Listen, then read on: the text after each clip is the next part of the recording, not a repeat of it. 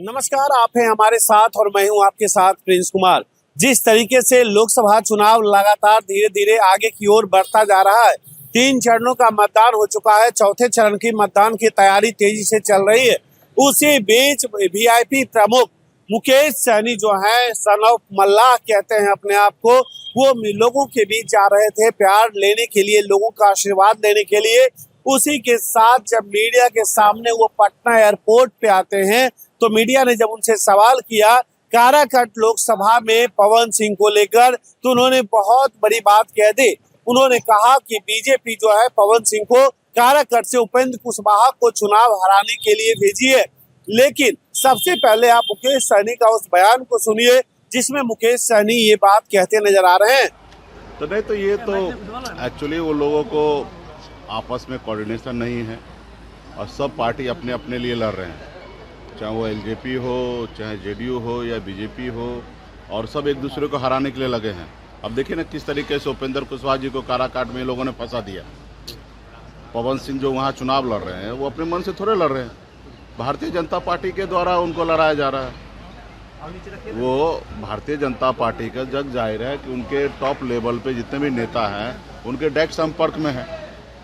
उनको तो जो इंडिया गठबंधन से भी चुनाव लड़ने का ऑफर था, लेकिन पता चला कि सामने भाजपा है तो नहीं लड़ा। पता चला कि सामने भाजपा है तो नहीं लड़ा। बोला कि अगर जेडीयू रहता तो हम लड़ते या एलजेपी रहता तो लड़ते, लेकिन भाजपा है करके नहीं लड़े। यानी कि भारतीय जनता पार्टी से जो व्यक्ति इतना डरे वो कैसे वहाँ पे चुनाव लड़ेंगे उपेंद्र कुशवाहा जी को हराने के लिए। तो आपस में वो लोगों का तालमेल नहीं है और ये तो होना ही है। और उनको लग रहा है कि अभी माहौल नहीं है, हमारा बेइज्जती हो रहा है, तो मंच को छोड़ के जा रहे हैं। ये कोई नई बात थोड़े है। प्रधानमंत्री के रोड शो के बाद पहले ही अब हेमंत विश्वकर्मा का एंट्री बिहार में होने वाला है। उसके बाद योगी आदित्यनाथ भी आ रहे हैं। तो क्या लगता है कि 40 और 400 का नारा जो बीजेपी वाले दे रहे हैं, तो क्या पार कर पाएंगे जो ये लोग नेता, जो बड़े बड़े नेता जो आ रहे हैं? आप भी 400 बोलते बोलते हंसने लगे, तो हंसी का बात है। देखिए, बिहार आए, सबका स्वागत है। बिहार आइए, बिहार में घूमिए। मेरा एक ही आग्रह है कि सिर्फ चुनाव के समय नहीं, बाकी समय में भी आए, बिहार के लिए सोचिए, बिहारी के लिए सोचिए, बिहार के युवा के लिए सोचिए, बिहार के किसान के लिए सोचिए। सिर्फ चुनाव के टाइम में सिर्फ उन्माद फैलाने के लिए आ रहे हैं तो ये सही नहीं है। आपके लिए ये सब चीज़ करने के लिए 365 दिन है और सभी ने आपका नौटंकी देखा है कि किस तरीके से धर्म के ऊपर आप राजनीति करते हैं। ये सभी ने देखा है। आप अपने आप को हिंदू सनातन कहते हैं, गौ माता का रक्षक कहते हैं, और वही बीफ कंपनी से 250 करोड़ रुपया का चंदा ले लेते हैं ताकि वो बीफ कंपनी वाला और ज़्यादा से ज़्यादा पशु को कत्लेआम करे और आपको ज़्यादा से ज़्यादा मुनाफा आपको पहुँचाए। तो ये सिर्फ चुनाव में ये लोग ढोंग कर रहा है। ना इनको विकास से मतलब है, ना विरासत से मतलब है। सिर्फ ये नौटंकी कर रहे, ढोंग कर रहे। बड़े बड़े पोस्टर पर लिखा है कि विरासत भी रहेगा, विकास भी रहेगा। अरे ना विकास है ना विरासत है, सब ढोंग है। आपको सिर्फ सत्ता में रहना है, गरीब पिछड़ा दलित को अधिकार को खाना है। भी सिर्फ यही भारतीय जनता पार्टी का मूल मंत्र है। कभी भी भारतीय जनता पार्टी या उनके पीछे में जो पर्दे के पीछे आरएसएस है, जो भारतीय जनता पार्टी को मदद करके इस मुकाम तक लाए, कभी आरएसएस का सोच ही नहीं है कि गरीब पिछड़ा दलित आगे बढ़े। आप आज़ादी से लेकर अब तक देखिएगा, हमेशा आरएसएस ने आरक्षण का विरोध किया, हमेशा समीक्षा करने की बात की है। मंडल बनाम कमंडल उन्होंने चालू किया। पिछड़ा दलित ये राज नहीं कर सकता है, जन्मसिद्ध अधिकार है, उसको गुलामी करने का ये आरएसएस का हमेशा एजेंडा में रहा है।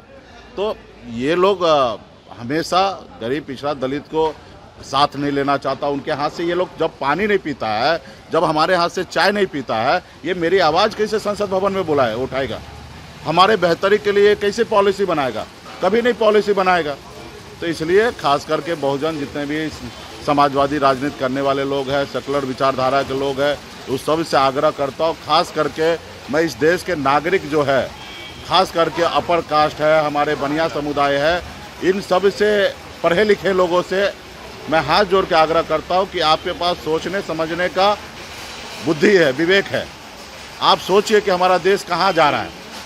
क्या देश ऐसे चलेगा, हिंदू मुसलमान करके चलेगा, कि देश विकास के रास्ते पे चलेगा? आप पाकिस्तान की चर्चा करते हैं लेकिन पाकिस्तान चले जाते हैं बिरयानी खाने के लिए। आप चाइना का क्यों नहीं चर्चा करते हैं? जो 18 ट्रिलियन डॉलर का अर्थव्यवस्था उनका है, उनका जिक्र क्यों नहीं करते? आपके हिंदुस्तान का, इंडिया का 8 गुना ज़्यादा वहाँ का अर्थव्यवस्था मजबूत है, आप वो चर्चा क्यों नहीं कर रहे? 1984 में भारत और चाइना एक समान था, बराबरी था। आज देखिए हमसे 7 गुना 8 गुना ज़्यादा धन दौलत उनके पास है। तो ये सब चीज़ पे बहस नहीं करेंगे। जो चीज़ पहले हो गया, किस कालखंड में हुआ, क्यों हुआ, किन से गलती हुआ, उस सब के जिक्र आज क्यों करना है? हम सब चीज़ को भूल के आगे कैसे बढ़े हैं? हम चाइना को देखें, अमेरिका को देखें, लंदन को देखें, उनसे सीख ले, हम आगे बढ़े। अब हमारे पूर्वज क्या किए, नहीं किए, किस परिस्थिति में किए, कैसे किए, अब उनके बारे में ज़्यादा नहीं सोचना है। हमें आज के समय में क्या करना चाहिए, उस रास्ते पे चलना है।